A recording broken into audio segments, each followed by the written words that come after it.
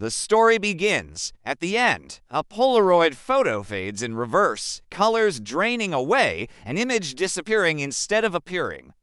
A gunshot echoes, but instead of moving forward, everything starts to rewind. This is Memento, a story told backwards, mirroring the fractured mind of Leonard Shelby, a man who cannot create new memories. His last solid memory is of his wife's murder. Everything after that is scattered, slippery, and written down on scraps of paper, tattoos, and Polaroids. Leonard's condition means that every few minutes his memory resets. To survive and pursue justice, he creates a system, photographing people he meets, writing down notes about them, tattooing the most important facts directly onto his skin. Some tattoos are facts he believes are undeniable. John G. raped and murdered my wife. Find him and kill him. These are not just reminders. They are his guiding principles, his only connection to purpose. Leonard is on a relentless hunt for John G., the man he believes is responsible.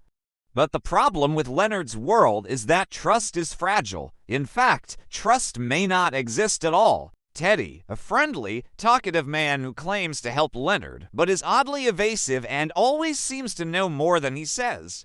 Natalie, a woman who offers assistance, giving Leonard shelter and information, but with motives that are anything but pure. Leonard writes down his impressions of each person. Sometimes they're kind, sometimes they're warnings in all caps. Don't believe his lies. We watch Leonard's journey unfold not in a straight line, but in pieces. Every time a scene ends, we jump backwards to see what led to that moment. The result, we're just as disoriented as Leonard himself.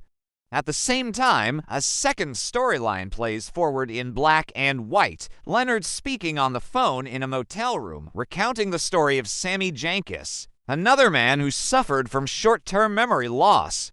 Sammy's tragic fate, his inability to form new memories leading to devastating consequences, becomes a warning Leonard uses to guide himself.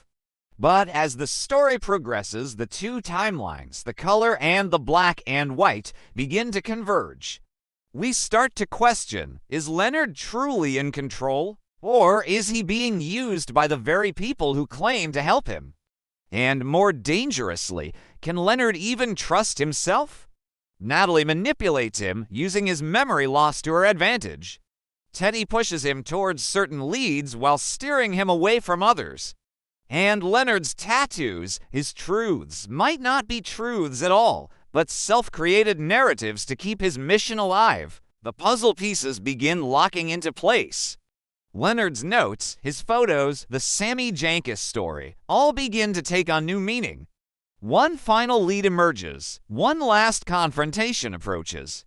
And Leonard, for all his memory problems, makes a decision that will define everything, whether it's based on truth or a lie. But in Leonard's world, truth is as fragile as memory.